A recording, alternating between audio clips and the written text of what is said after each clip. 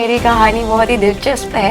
Acting में आते हैं ये सब हो जाएगा। चलिए जल्दी से ये बताइए कि आपको सबसे पहले ब्रेक कैसे मिला बॉलीवुड में? कि सोने पे सुहागा, जिस चीज के लिए आप सोच रहे हैं और आपको कॉल आ जाए। मेरे लिए प्लस पॉइंट ये हुआ कि मैं बिहार से थी, उसमें उनको कैरेक्टर बिहार की ही लड़की चाहिए। ओके, तो आपका पूरा नाम अमिति कश्यप है, कहीं अनुराग कश्यप की कोई रिलेटिव तो नहीं है? आर्टिस्ट कार्ड के नाम पे जो भी न्यू फ्रेशर्स होते हैं ना आर्टिस्ट, उनसे मतलब स्कैम किया ही जाता है। टैलेंट है ना, तो टैलेंट हमेशा विनर होता है। गलत रास्ता आपको जल्दी तो पहुंचा देगा, लेकिन वो बंद भी बहुत जल्दी हो जाता है।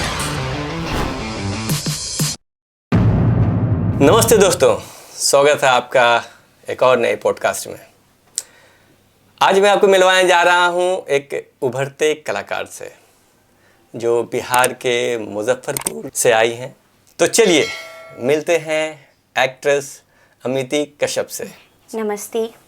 सबसे पहले मैं आपका शुक्रिया करना चाहूँगी प्रिंस सर कि आपने मुझे अपने podcast share journey with Prince में बुलाया, मुझे अपनी बातों को रखने के लिए धन्यवाद दिल से। Thank you.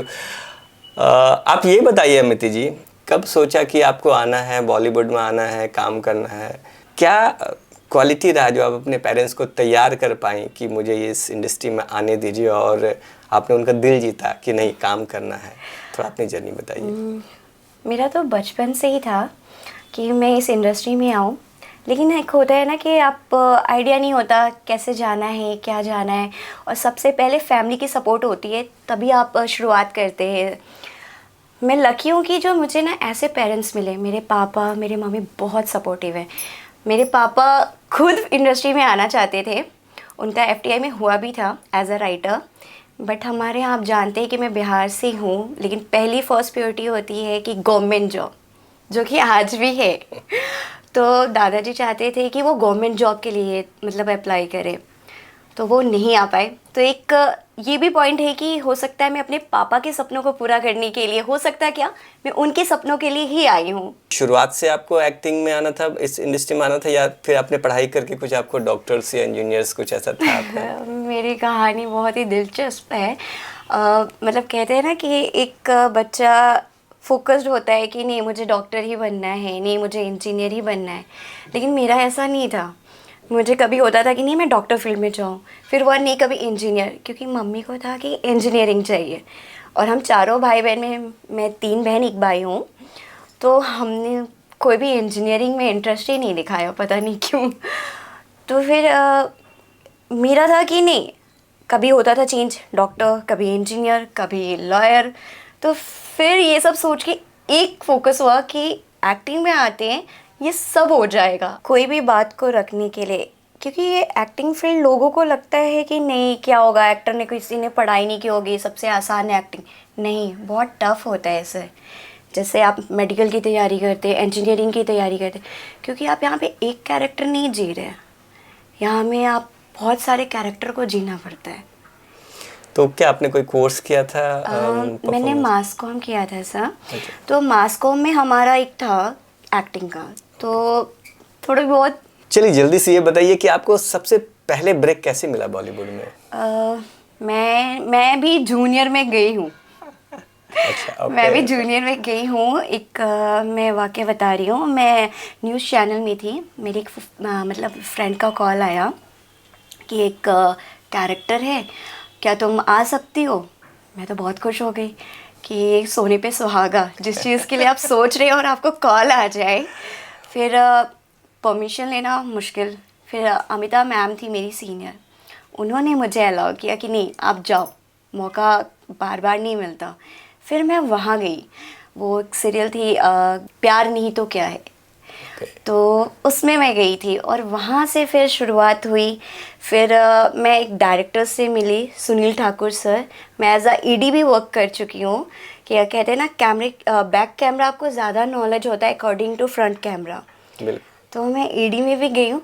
फिर मेरा सबसे पहला ब्रेक था ठाकुर का लोटा, ये एक शॉर्ट फिल्म थी, रोहित वैद सर डायरेक्टर थे। फिर उसके बाद धीरे धीरे सीढ़ियाँ चढ़ती गई मैं, और अभी मैं जो हूँ हरियाणा में ज़्यादा प्रोजेक्ट कर रही हूँ। एक तुच्चा लंबड़दार नाम से, जो कि डायरेक्टर हैं दीनबंधु यादव सर, नारनौल से। उनके प्रोजेक्ट में 100 एपिसोड्स उन्होंने किए हैं। Oh great. और अभी वो आगे कर रहे हैं अजब गजब थाना, उनकी एक मूवी भी आने वाली है, मेरा क्या कसूर। तो और मेरे लिए प्लस पॉइंट ये हुआ कि मैं बिहार से थी, उसमें उनको कैरेक्टर बिहार की ही लड़की चाहिए थी। Okay okay. तो यानी सबसे पहले आपको सीरियल में अपॉर्चुनिटी मिला। अच्छा, मैंने आपका कुछ इंस्टाग्राम में देखा है, कुछ आपके गाने भी मैंने देखे, तो क्या आपने कुछ गाने के लिए आपने कोई कोरियोग्राफर, आपने कहीं डांस सीखा था या क्या?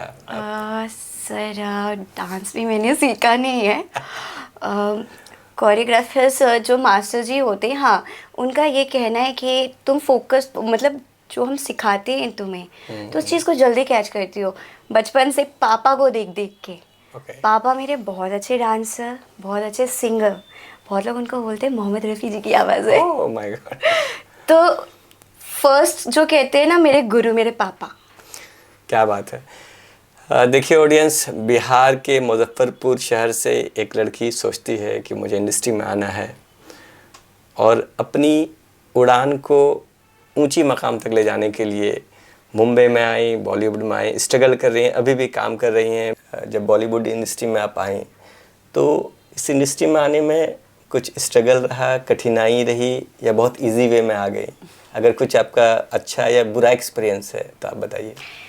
सर कोई भी फिल्म में जाना ना आसान नहीं होता, और मीडिया एंटरटेनमेंट तो थोड़ी टफ इंडस्ट्री है, क्योंकि उनके लिए तो ज़्यादा जिनका कोई बैकअप नहीं है ना। मेरे साथ भी हुआ है इंसिडेंट, जब मैं मतलब एक थे कास्टिंग डायरेक्टर, उनका कॉल आया मुझे कि एक मूवी आ रही है, मैं अभी वो नाम भूल रही हूँ, तो लेकिन आपके पास आर्टिस्ट कार्ड है क्या? और अभी भी होता है ऐसा, आर्टिस्ट कार्ड के नाम पे जो भी न्यू फ्रेशर्स होते हैं ना आर्टिस्ट, उनसे मतलब स्कैम किया ही जाता है, जिनको आइडिया नहीं होते।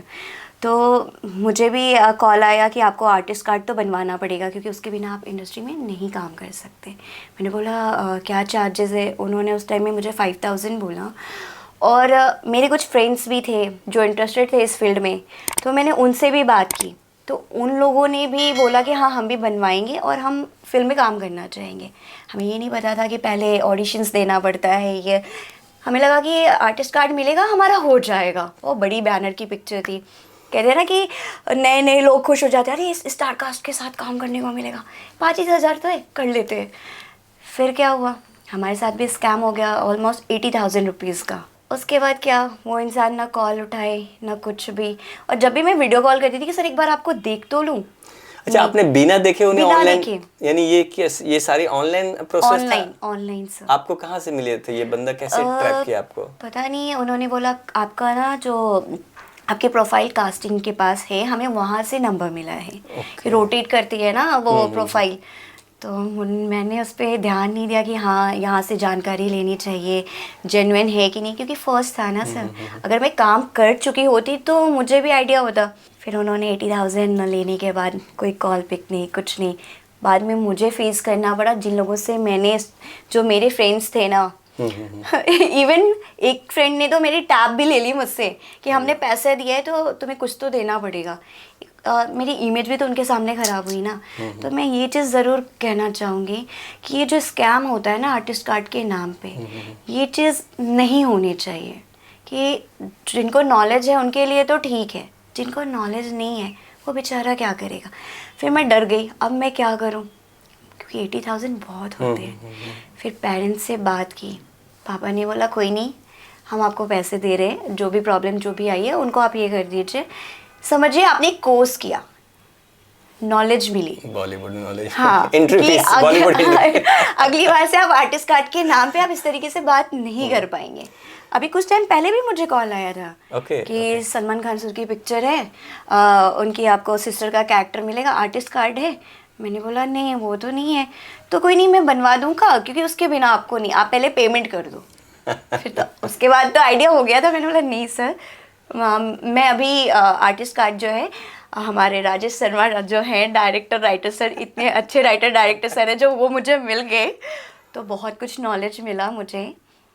तो फिर उन्होंने मना किया कि नहीं, जब भी बनवाना होगा यहाँ ना हम बनवाएंगे। यानी आपको एंट्री फीस लग गई है बॉलीवुड में आने पर? लग गई। आप कह सकते हैं 80,000 की। ठीक है। तो जो नए बंदियां एक्ट्रेस बनने के लिए, एक्टर बनने के लिए अगर आना चाहती हैं तो आप बताइए कुछ हमारे ऑडियंस को, क्या आपका जो फेज़ है उन्हें कैसे कैसे समझना चाहिए, क्योंकि जो नए आते हैं उन्हें कुछ पता नहीं होता है। बिल्कुल तो सही। कुछ ऐसी जो आपके साथ जो घटनाएं भी है, क्या आपकी कमियां आपने सीखा है उससे, तो वो चीज़ें शेयर कीजिए ताकि जो नई बच्चियां आना चाहती हैं इंडस्ट्री में, या नए लड़के या लड़कियां आना चाहती हैं, वो अगर इस तरह के ट्रैप में नहीं फंसे। बिल्कुल। सबसे पहले मैं खासकर लड़कियों से बोलना चाहूँगी कि लड़कियों के लिए इस फील्ड में बहुत ज़्यादा स्ट्रगल है। खासकर एक वर्ड आता है, कि मैं वर्ड बोल हाँ सकती हूँ प्लीज़ सर? Please please. एक वर्ड आता है कॉम्प्रोमाइज़। आप ऐसा नहीं है कि इसी इंडस्ट्री में है, वो हर फील्ड में होता है, लेकिन यहाँ एक चीज़ ये अच्छी है कि वो आपसे पूछते, ज़बरदस्ती नहीं है, हाँ या ना, लेकिन आपको जाना नहीं है उस पर, क्योंकि अगर टैलेंट है ना तो टैलेंट हमेशा विनर होता है, और उसके थ्रू कभी मत जाइए आप पेशेंस रखिए अपने अंदर। आपको बहुत सारे सपने दिखाएंगे लोग यहाँ पे कि नहीं हम आपको इसके ऑपोजिट देंगे, आप इस एक्टर के ऑपोजिट काम करेंगे।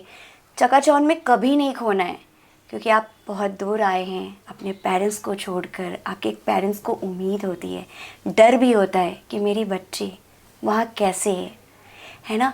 तो जब भी अगर आपका मन हो नहीं नहीं अब तो थक गई, जो वो बोल रहे हैं हम उसको ही मान के कर लेते हैं, तो अपने पेरेंट्स के बारे में सोचिएगा, और आपको एक ना एक दिन ज़रूर वो मुकाम मिलेगा। क्योंकि अगर यहाँ नेगेटिव है तो पॉजिटिव भी है।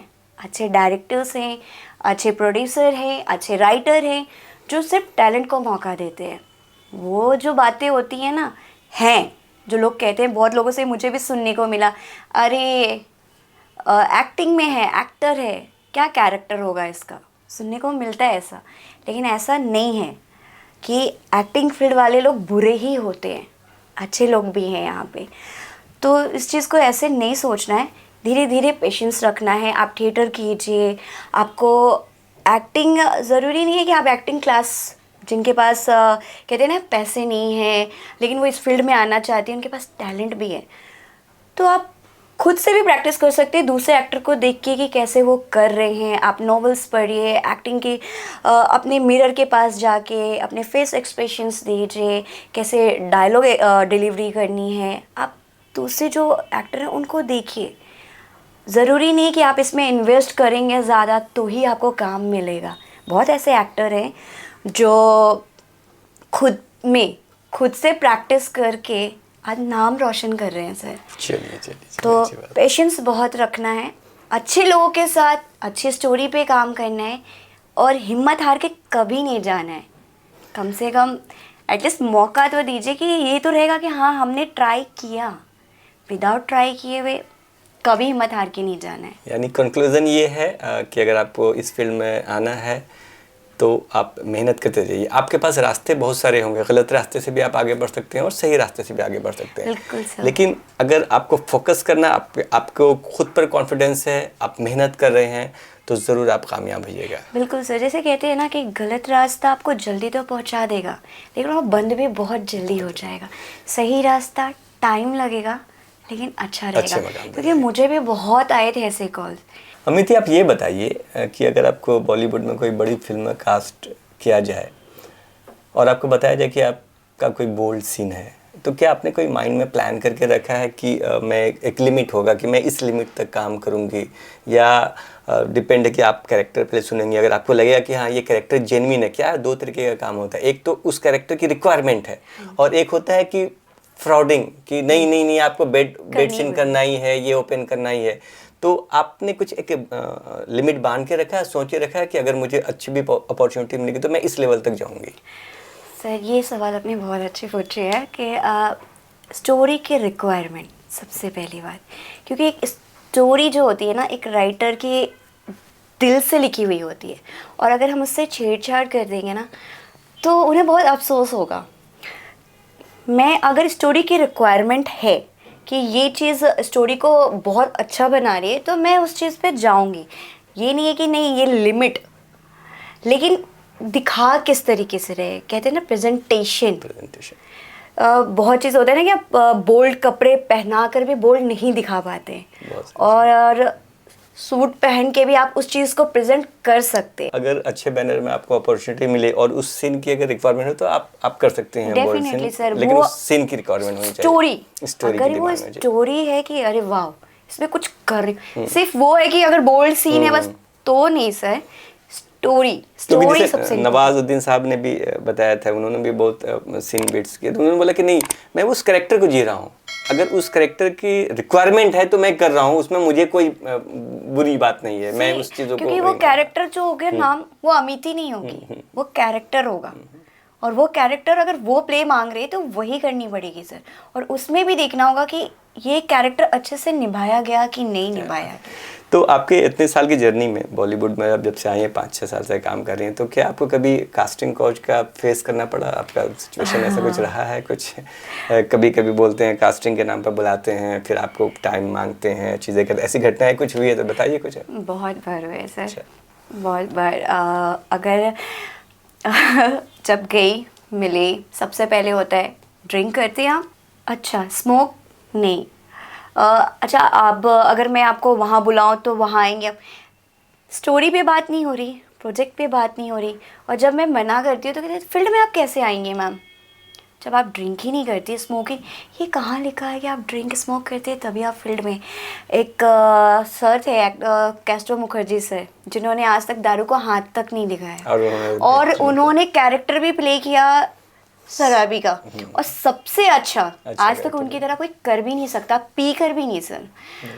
तो कास्टिंग काउच, एक मैं वाकया बताऊंगी सर। मैं गई थी ऑडिशंस देने।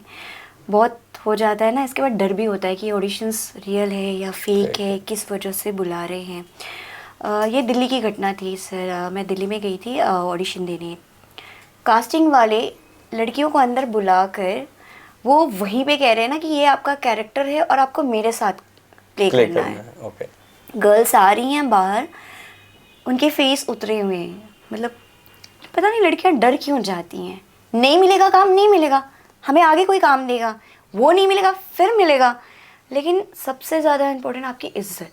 अगर आपके साथ कोई गलत करे, एक तो फीमेल के पास 6 इंच सबसे भगवान ने बहुत बड़ी चीज़ दे रखी है, फिर भी उसके बाद अगर आप काम के लालच में नहीं, अगर ठीक है कर लेते हैं काम मिल जाएगा, वो काम मिलता भी नहीं है फिर सर। वो कास्टिंग डायरेक्टर ने बोला कि आपको मुझे किस करना है।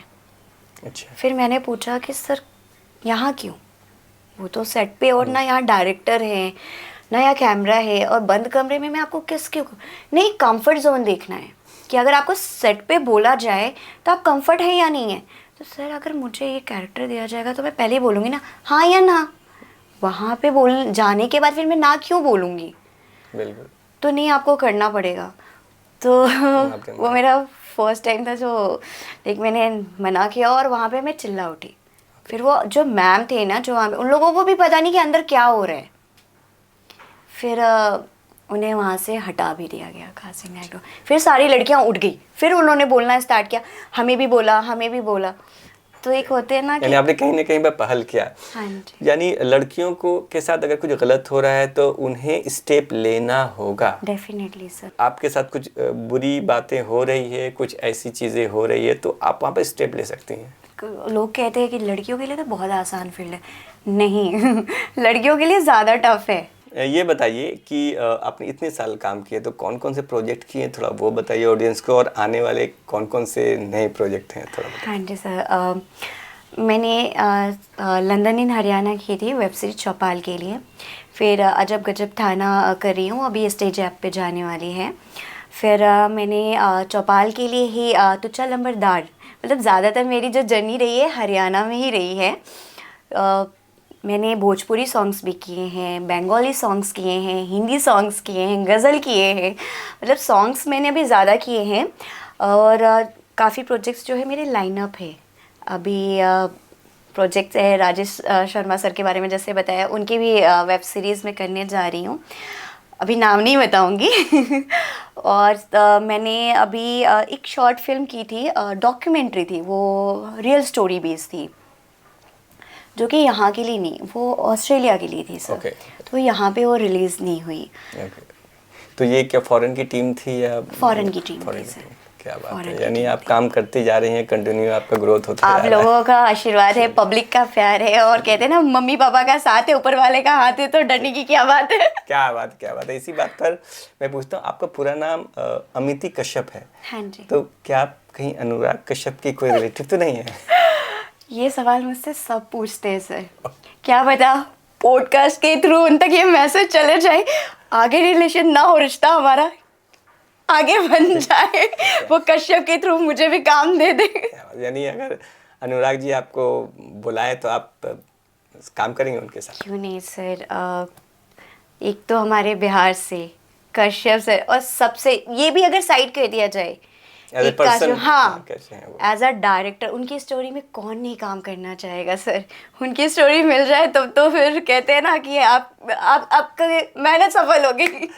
तो देखिए, अगर ये पॉडकास्ट अनुराग जी तक कोई पहुंचा पाए Please, और अगर please. वो देख लें तो देखिए इनकी मनोकामना पूरी हो जाएगी। ये बताइए कि आप जब पहली बार कैमरे के सामने आए, क्योंकि कैमरे को फेस करना बहुत टफ होता है, लोगों को बहुत इजी लगता है, लेकिन जब वो कैमरे के सामने आते हैं तो फिर पता चलता है कि कितना टफ है। तो कैसा फील है आपको? क्या आपको लगा कि यार मैं नहीं कर पाऊंगी या कर पाऊंगी, या किसी ने आपको सपोर्ट किया? जो जब पहला प्रोजेक्ट कर रही थी तो कोई डायरेक्टर ने सपोर्ट किया, या फिर आपने अपने आप को मोटिवेट किया? क्या था कुछ? मैं ये झूठ नहीं बोलूँगी कि नहीं मैं नर्वस नहीं हुई, मैं भी हुई थी। लेकिन उतना ज़्यादा नहीं, क्योंकि मैं एज अ एडी वर्क कर चुकी थी, तो बैक कैमरा से चीज़ें मतलब होते हैं ना कि आ जाती है। हाँ जी। जितना आपने अब तक प्रोजेक्ट किया है, इसमें कोई एक ऐसा प्रोजेक्ट हो जिसमें कोई एक ऐसा कैरेक्टर है जो आपको याद हो, आपको लगता है कि नहीं दिस इज़ माय बेस्ट, कोई ऐसा है सीन, कोई डायलॉग्स? बिल्कुल सर। जो अभी तक में हुआ प्यारली का, जो मैंने ना तुच्चा लंबरदार में किया, ये कहानी है कि जैसे हरियाणा में क्या होते हैं ना कि शादी नहीं होती, एज हो जाने के बाद ना वो बिहार, नेपाल और बंगाल से लड़कियां खरीद के लाते हैं। तो मुझे भी लाया गया, और जो मेरे हस्बैंड का कैरेक्टर कर रहे हैं, मैं उनको बोलती हूँ छत अगर नहीं ढली ना तो मैं छोड़ के चली जाऊँगी। तो वो जाते हैं लंबरदार के पास और पैसे लेते हैं इंटरेस्ट पे। उनके पास रखने के लिए कुछ नहीं होता, तो वो जो तुच्चा लंबरदार है मुझे ही गिरवी रख लेते हैं कि अगर हम मेरा पैसा नहीं मिला तो इसकी वजह से मैं उन दोनों की वाइफ हो जाती हूँ। एक हाथ में चूड़ी होता है मेरे पति का और एक हाथ में तुच्चा लंबरदार का। बहुत ही प्यारी स्टोरी है, मेरा कैरेक्टर बहुत ही प्यारा है, और वो पैसे लेके मैं भाग जाती हूँ। ओके। वो पैसे लेके भाग जाती है, फिर मेरे ऊपर केस होता है। तो फिर मैं सोचती हूँ तो केस हो जाएगा, क्या करूँ। मैं वापस आती हूँ, फिर लंबरदार जी को मैं प्यार से एकदम कहते हैं ना अपने अदाओं से मतलब उनको रिझाती हूँ, और बोलते हैं नहीं मैं तो अपना काम करने गई थी, हम बिजनेस करेंगे, मैं बिहार से और लड़कियाँ लाऊंगी और यहाँ जितने कुंवारे हैं ना सबकी शादी कराऊंगी। और फिर वो सारे पैसे देते, मैं फिर लेके भाग जाती हूँ। तो ऐसी ये स्टोरी है, ज़रूर देखिएगा, चौपाल पे है। 100 एपिसोड्स है, अभी उसके छठे सीज़न आ चुके हैं, बहुत मज़ेदार है। क्या बात है। अच्छा ये बताइए कि अगर बॉलीवुड में अगर कोई आपको बड़ी फिल्म मिले तो आपको आपका फेवरेट कौन सा एक्टर है जिसके साथ आप काम करना चाहती हैं लीड एक्ट्रेस में? सर ये तो सपना ही रह गया मेरा। इरफान खान सर थे एक्टर जिनके साथ मैं करना चाहती थी, वो तो पूरा नहीं हो पाया। फिर सुशांत सिंह राजपूत सर, उनके साथ भी नहीं।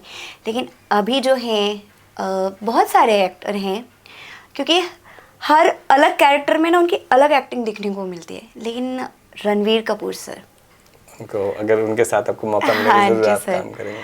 बिल्कुल। क्योंकि उनके आप वो देख लीजिए, संजू देख लीजिए, सबसे ज़्यादा बर्फी, बर्फी क्या काम किया, क्या स्टोरी थी वो, क्या उन्होंने एक्ट किया। अगर कोई सॉरी मैं मतलब किसी ये वो नहीं बोल रही, लेकिन अगर रणवीर सर के अलावा कोई और होते तो शायद इतना अच्छा कैरेक्टर प्ले नहीं कर पाते। सोशल मीडिया का बहुत धूम है, सबसे ज़्यादा भी सबसे ज़्यादा सर। तो क्या सोशल मीडिया ने आपकी लाइफ में कुछ चेंजेस लाए हैं या नहीं लाया है, या इम्पैक्ट पड़ रहा है? क्योंकि आजकल लोग इंस्टाग्राम पर फॉलोअर्स को देख के काम देते हैं, परफॉर्मेंस ज़्यादा मायने नहीं रख रहा है आजकल। जैसा मैंने अभी सुना, इसके पहले भी मैंने पॉडकास्ट किया था शिरीन का, एक्ट्रेस शिरीन, उन्होंने बोला कि सोशल मीडिया, वो 20 साल से काम कर रही थी इंडस्ट्री में, उन्होंने बोला कि मैंने कभी सोशल मीडिया पर ध्यान नहीं दिया, लेकिन आज उनके पास जो भी काम आता है तो सबसे पहले डायरेक्टर या प्रोड्यूसर ये पूछते हैं कि आपके सोशल मीडिया पर फॉलोअर्स कितने हैं। तो आपका इसमें आपका अपना पॉइंट ऑफ व्यू क्या, अपना ओपिनियन क्या है? बहुत ही अच्छी सवाल पूछे आपने, क्योंकि बहुतों को होता है ना कि अरे मेरे तो इंस्टा पे इतने फॉलोअर्स नहीं, मुझे कैसे काम मिलेगा। नहीं, मुझे भी सोशल मीडिया के ही थ्रू वर्क मिला था, फेसबुक के थ्रू ही मुझे काम मिला था। और ये प्लेटफॉर्म तो बहुत अच्छा है कि आपको अपना टैलेंट दिखाने का। आप अगर कुकिंग में इंटरेस्टेड हैं, आपने देखा होगा सर, 70-80 साल की एक आंटी हैं जो खाना बनाती हैं, तो ज़रूरी नहीं है कि वो एक्टिंग में आए, लेकिन उन्हें वो पहचान मिल रही है। और फॉलोअर्स की बात सर, अगर फॉलोअर्स ज़्यादा हैं और आप में एक्टिंग नहीं है, टैलेंट नहीं है, और आप उनको ही काम दे रहे हैं, लेकिन जिनके फॉलोअर्स कम हैं और में वो बात है कि वो कर सकते हैं, तो ये तो नाइंसाफ़ी है ना सर कि आप फॉलोअर्स तो फेक भी हो सकते हैं। ज़रूरी नहीं होता कि वो फॉलोअर्स वाले, क्योंकि इंस्टा पे क्या है, आप खुद के बना के दिखा रहे हैं तो एक टैलेंट है, लेकिन आप वो लिप सिंक कर रहे हैं, कॉपी पेस्ट कर रहे हैं, और सब वही करते हैं, एक किसी ने बनाई उसी पे सब बना रहे हैं, तो ये सही जजमेंट नहीं होगा ना कि फॉलोअर्स हैं नहीं। और ये हो रहा है सर, सबसे पहले ये पूछते हैं कितने फॉलोअर्स हैं आपके, पहले तो ये चीज़ नहीं थी ना सर, तो क्या पहले तो एक अच्छा एक एक्टर को परफॉर्मेंस देते थे, उन्होंने बोले ऑडिशन आइए दीजिए, एक बार नहीं 4 बार आके दीजिए परफॉर्मेंस, उनके कैरेक्टर में वो अगर फिट हो रही है वो इम्पोर्टेंट था उस टाइम। तो आज से हमको लगता है 5 साल पहले तक भी ये कोई नहीं पूछते होंगे फॉलोवर्स के लिए और इसके लिए। तो आपके साथ कभी कुछ ऐसी घटनाएं हुई है कि फॉलोवर्स के कारण या इसके कारण आपको जो है काम नहीं मिला? मेरे साथ भी हुआ था सर। अच्छा। कि फॉलोअर्स के कारण, मतलब एक प्रोजेक्ट था, फिर मुझसे ज़्यादा किसी का फॉलोअर्स था तो उनको वो प्रोजेक्ट मिला था। होता है, सबके साथ होता है, लेकिन मैं अब भी यही बोलूँगी कि फॉलोअर्स से प्लीज़ आप मत जज कीजिए, मत काम लीजिए। ठीक है, अच्छी बात है, लोग सोचते हैं कि अरे इनको ऐड मिलेंगे तो पब्लिक देखेगी, ये एक दौर होता है, आज आप ऊपर हैं फिर कोई और ऊपर होगा, फिर वो फॉलोअर्स भी होंगे ना, फिर भी वो नीचे चले जाएंगे, क्योंकि ऑडियंस का कब मूड चेंज हो जाए ना, आज किसी को ऊपर बैठा दिया फिर नीचे बैठा दिया, फॉलोअर्स तो वहीं के वहीं रह रहे हैं, लेकिन जब टैलेंट है ना तो वो आपका कभी ख़त्म नहीं होने वाला है। तो ये चीज़ मैं ज़रूर रिक्वेस्ट करूँगी कि आप एक बार उनको भी मौका दें, उन आर्टिस्टों को भी बुलाएं, क्योंकि टैलेंट की कमी नहीं है सर, बहुत ऐसे आर्टिस्ट हैं ना, और चीज़ें उतनी अच्छी नहीं आती। फिर मैंने देखा है कि एक मैं अभी उनका नाम बोल रही हूँ, इंस्टा पे उनकी एक रील्स देखी थी, उनके उतने ज़्यादा फॉलोअर्स नहीं है, लोग उनको शेयर भी नहीं कर रहे, लेकिन उनमें वो बात है। कोई नहीं, कहते ना कि अभी आपने एक मूवी आई थी नुक्कड़ नाटक, उन लोगों को मतलब ना उनके फॉलोअर्स थे, ना उनको कोई पहचान थी, ना उनके साथ कोई सपोर्ट था, कुछ भी नहीं। वो लड़का अपनी जॉब आईआईटी छोड़कर अपने सपनों को, कहते हैं ना कि प्रोफेशन और पैशन में फ़र्क होता है, तो जिसको पैशन है ना वो इस चीज़ को कभी छोड़ के नहीं जाएंगे। प्रोफेशन आप छोड़ भी सकते हैं। तो वो जब आते हैं यहाँ पे, फिर उन्होंने मौका किसको दिया, जब उन सब जगह से हार गए, उनकी मूवी को कोई प्रोड्यूस करने के लिए नहीं, कुछ भी नहीं, लड़की को भी फेस करना पड़ा, ग्लैमर कहाँ है, किसको एक्ट्रेस रख रहे हो, अरे ऑडियंस उनको देखेगी ना जिसकी फेस वैल्यू है, इसको क्यों देखेगी। लेकिन तब उन्होंने डिसाइड किया कि हम खुद प्रोड्यूस करते हैं, हम खुद ये करेंगे, और उनको मौका दिया जो मुंबई में स्ट्रगल कर रहे थे, उनको मौका नहीं मिला, लेकिन उनमें टैलेंट था, और आज देखिए नाम हो रही है। अनुराग सर ने भी उनकी तारीफ की है। तो हम खुद भी कर सकते हैं, क्योंकि सोशल मीडिया, यूट्यूब है आजकल, फ़ोन सबसे बेस्ट हो गया कि आप फ़ोन के थ्रू कुछ भी शूट कर सकते हैं, स्टोरी बना सकते हैं।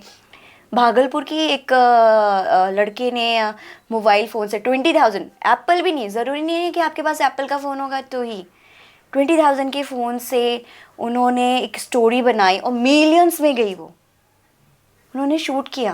बिल्कुल सही।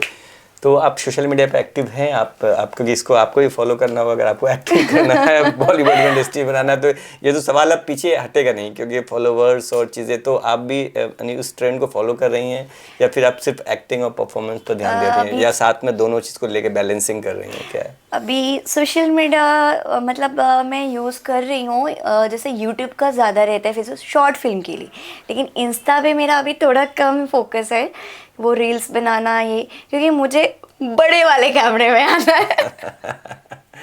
यानी आप सोशल मीडिया को इग्नोर भी नहीं कर रही हैं, यानी हाँ, सोशल मीडिया को इग्नोर भी नहीं करना चाहिए, क्योंकि सोशल मीडिया का दौर है, एआई का दौर है, तो अगर आप अच्छी एक्ट्रेस भी हैं फिर भी आपको सोशल मीडिया को आपको साथ में साथ लेके चलना होगा, मुझे जितना समझ में आ रहा कहते है। हैं ना कि अगर आपके फॉलोअर्स नहीं भी लेकिन आपकी चीज़ क्लिक कर गई ऑडियंस को तो वो वायरल करती जाएगी तो वो वहाँ तक पहुँचा ही देंगी। सबसे बड़ा हमारा सपोर्ट कौन सा है? हमारे ऑडियंस। ऑडियंस। चलिए, बहुत मज़ा आया अमित्या आपसे बात करके। जाते जाते अगर कुछ नए यूथ हैं जो इंडस्ट्री में आना चाहते हैं, अगर कुछ आप बताना चाहते हैं, कुछ एडवाइस देना चाहते हैं, कुछ अपने एक्सपीरियंस शेयर करना चाहते हैं तो आप बता सकते हैं कैमरे के सामने। बिल्कुल, क्योंकि अभी ये जो दौर है ना एक्टिंग का, अभी ये सबसे ज़्यादा चल रहा है कि जिसको देखो हाँ मुझे आना है, मुझे आना है। फिर लोग डर जाते हैं कि नहीं बहुत ज़्यादा प्रॉब्लम फेस करना पड़ेगा। नहीं, क्यों आना? जैसे मेडिकल है, इंजीनियरिंग है, ये भी वैसे ही है। आपको हिम्मत नहीं हारना है।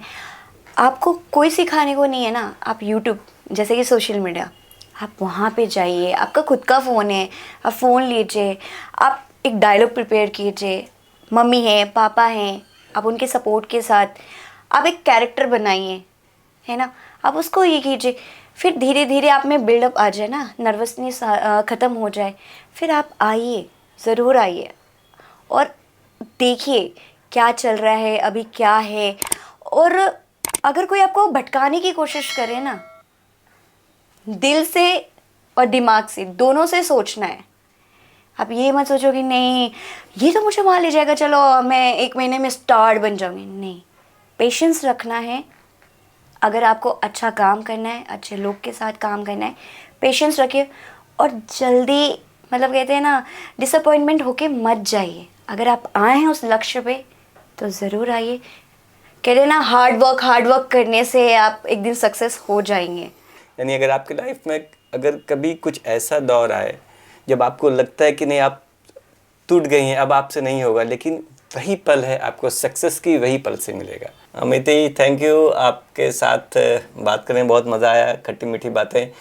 और हम उम्मीद करते हैं कि आपको जल्द से जल्द बड़ा प्रोजेक्ट मिले, बड़े प्रोजेक्ट में कास्ट होइए और जो आपकी दिली ख्वाहिश है जिसके लिए आप मुजफ्फरपुर बिहार से आई हैं यहाँ तक, आप अपनी मम्मी पापा की उम्मीद हैं और आपके खुद का आपका जो हुनर है उस हुनर का जलवा दिखाइए और ऑडियंस को जो है आप अपनी कला का जलवा दिखाइए।